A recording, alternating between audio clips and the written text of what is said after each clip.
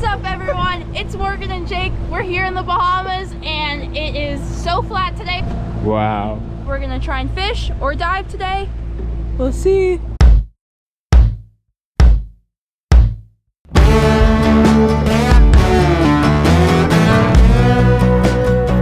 you guys remember that barge that we found a few videos back that we drove over on another beautiful day? Well, today we decided that I'm gonna go dive on it and see. We decided today that I'm gonna go try and dive that barge and see if we can come up with any fish. And welcome everyone to Morg's Mermaid Cam. So I jump in the water a bit away from the wreck and immediately see this mutton over this sand, and I try and get him, but I'm just a little bit high. But that's okay because I haven't even gotten to the wreck yet. I missed the mutton. I was so close. I also normally do not dive by myself, but this was a super shallow spot and Jake was following me close behind by the boat, so I felt pretty comfortable to do this today. But as you can see here, I approached the wreck and I'm kind of taking it slow, just seeing if there's any fish swimming around. I see right off the bat a whole bunch of snapper, and you kind of see right there now in the center, that was a nice mangrove snapper. He was way bigger than all the rest, so I kind of keep him in my line of sight, also while just checking out my surroundings. I then see a triggerfish off to my left, but I don't really pay him any mind, and I'm continuing to look on the wreck. And I turn my head one more time and I see this nice, beautiful mutton snapper. He swims up into the water column, kind of coming at me, a very interested fish, and I get ready to go down and hopefully shoot this fish.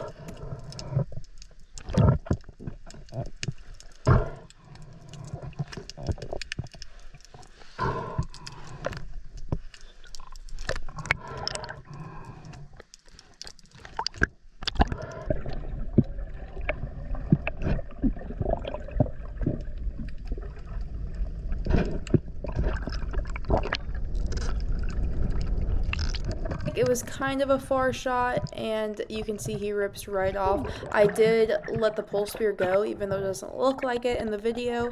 He still came off anyways. I don't think that my spear had penetrated the fish completely, which is why it was probably super easy for him to come off, but I really couldn't tell where he ran to, and he could have been on any one of these many crevices in this barge.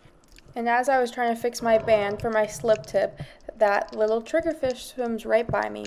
But my band broke, so I had to go back to the boat and switch out pole spear. So here is my second attempt at the wreck. And I'm just kind of doing one last pass through this barge. It's not super big, so if I don't see anything now, then I think we're just going to move to a different spot. So I'm coming up to where I saw the mutton originally. And about right here, I look down, and I don't know if you can tell, but I see my mutton snapper, and he is just resting there, kind of out in the open. I'm honestly so shocked. This mutton could have gone anywhere in this entire ship. He didn't think to go inside a hole or anything. He's just kind of there and exposed. And I'm pretty sure you can see him kind of turn onto his side. I'm pretty sure he can see me. And because of that, I don't want to spook him, so I swim off of the wreck into the sand, and my plan is to kind of sneak up on him up over the gunnel of this barge or ship.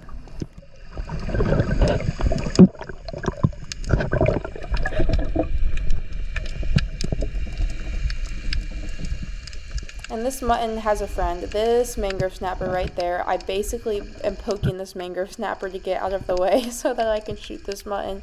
It's kind of sad, he was almost protecting his friend, but I poke him right between the eyeballs.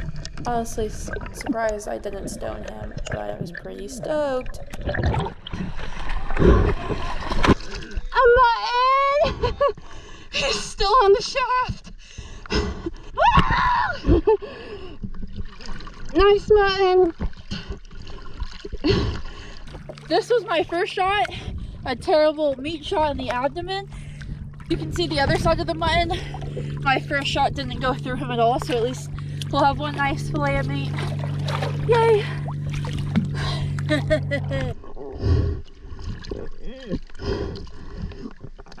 I'm so happy I found him.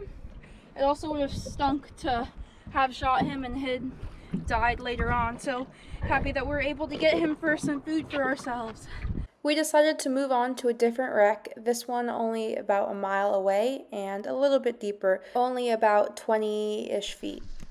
And I jump back in the water at our new spot, and right away I see a school of amberjack. I am so shocked, but the GoPro does not catch it, so I yelled back up to Jake, "There's amberjack!" I was so caught off guard, so here's me just looking around the wreck, seeing if they're going to do another pass. But also in my head, I'm like, I'm by myself in the water. Amberjack are such strong fish. These were pretty good sized amberjack. I also don't have a float line or a float attached to my pole spirits in the boat, but I'm honestly just super stoked and excited the fact that I'm even seeing them. I know people who have seen them come up shallow over the reef. I just personally haven't, so this is pretty exciting for me.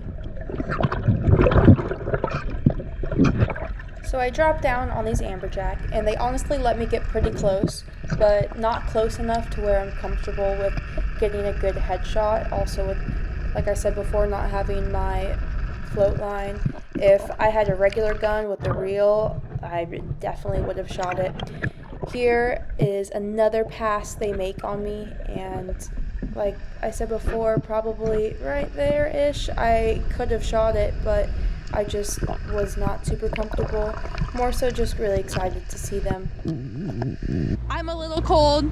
The water's pretty murky because it's low tide. We're gonna head back home, let the dogs out, go to the sandbar, see where else the day takes us. Okay, we just pulled back to the dock. We let our puppies out. We are going to take the cooler with the mutton out of the boat. We're gonna put the dogs in the boat. We're gonna bring them to a little sandbar for a bit, then come back and we're gonna clean that mutton snapper. Puppies, are you ready to play?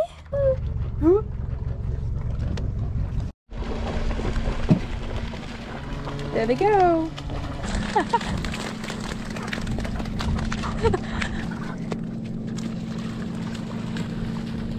We came to the sandbar that's only minutes from the house. We're able to come to it by boat, and it's crazy low tide. Not exactly sure why, because it's not a full moon. Maybe it's a new moon, but look, all this coral is completely out of the water because it's such low tide. These are all little pieces of coral, and they're all just sticking out like a sore thumb. Crazy.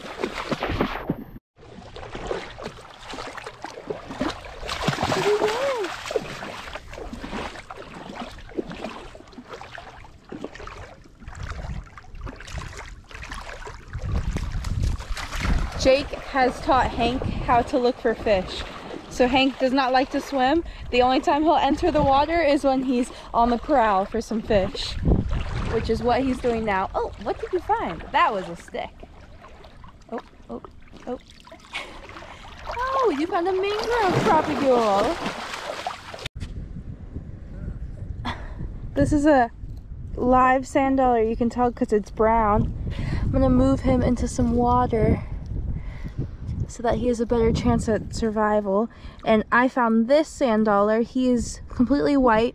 This is kind of like their exoskeleton or internal skeleton, but you can see the color difference. What just happened? It's dead. Or he ripped its head off. No, I think it molted. Oh yeah, Lobsters molt. See, there's his head. Wow. Hey, good job, you found it.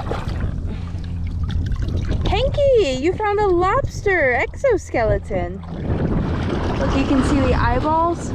It's not a dead lobster. He just completely, kind of like how snakes shed their skin, lobsters shed theirs too. Let me see the tail. This is a nice sized lobster. Oh. Oh, what do you have?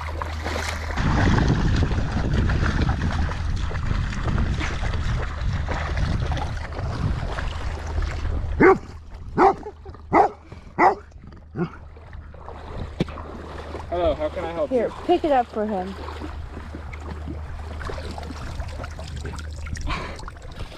Oh, they need help. Okay, we're going back to the dock Gonna go clean that mutton and eat it for dinner.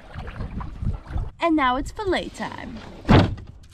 When I'm filleting the mutton, I kind of like to stick my, it's kind of gross, but I stick my thumb in the fish eyeball so I have some support.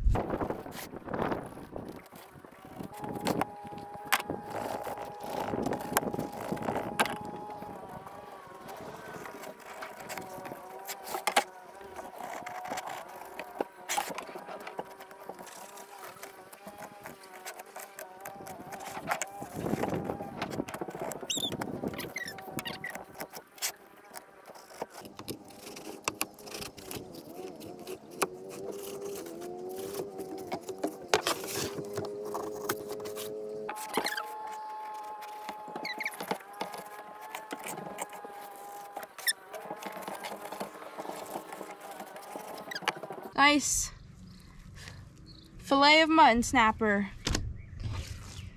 Gonna feed this to the sharks. Hopefully we have visitors tonight.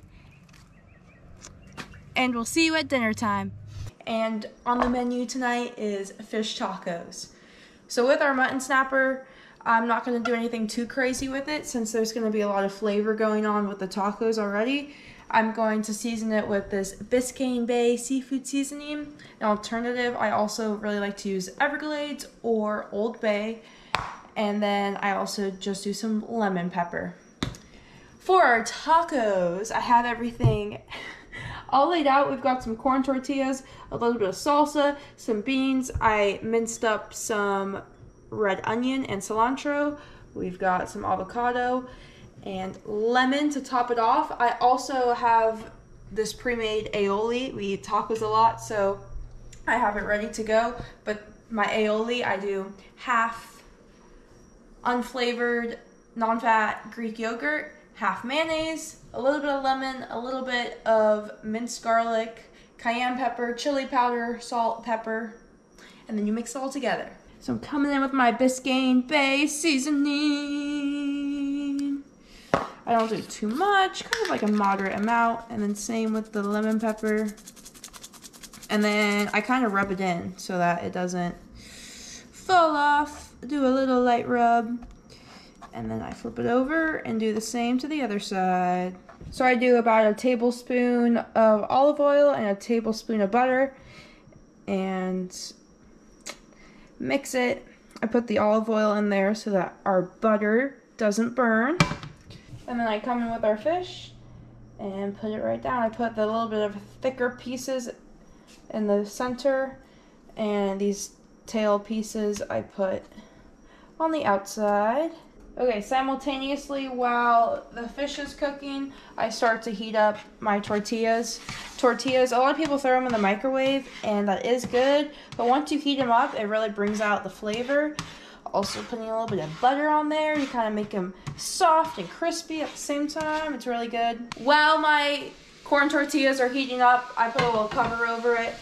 I come back to the fish. It's starting to sizzle. So what I like to do is put a little bit of lemon on, and I put this on before I flip. So it kind of also cooks at the same time, cooks the top of the fish while the heat is cooking the bottom. And then once they're ready, I'm gonna flip, and I'll start prepping the tortillas while I'm finishing up cooking the fish. Okay, my pieces are ready to be flipped. It's super easy to overcook fish, and I honestly hate eating overcooked fish. So if anything, I flip a little bit prematurely, because even when you take your fish out of the skillet or however you are cooking it, it still cooks for another minute or two after you take it off. But you can kind of tell, like with this piece here, you can start to see the white about halfway up the meat, and I'm a flipper then. Those skinnier tail pieces get done first. I'm gonna set those aside while these little bit thicker pieces, I turned off the heat and I kind of just let those thicker pieces finish up. I have 2 tortillas that are ready. I take a little bit of my aioli sauce. good, healthy amount. Then I take a piece of avocado or two. Some avocado. And then I apply my fish. Whoop. Whoop. Then, I mean, there's no real necessary order. It's just however you want to build your taco. But I put a little bit of the salsa from a jar. Add a little bit of extra flavor. A little bit of black beans.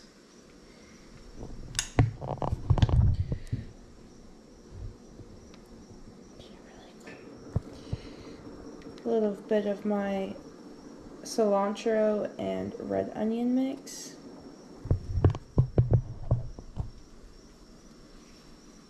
A little bit more. And a tiny touch of lemon to top it off.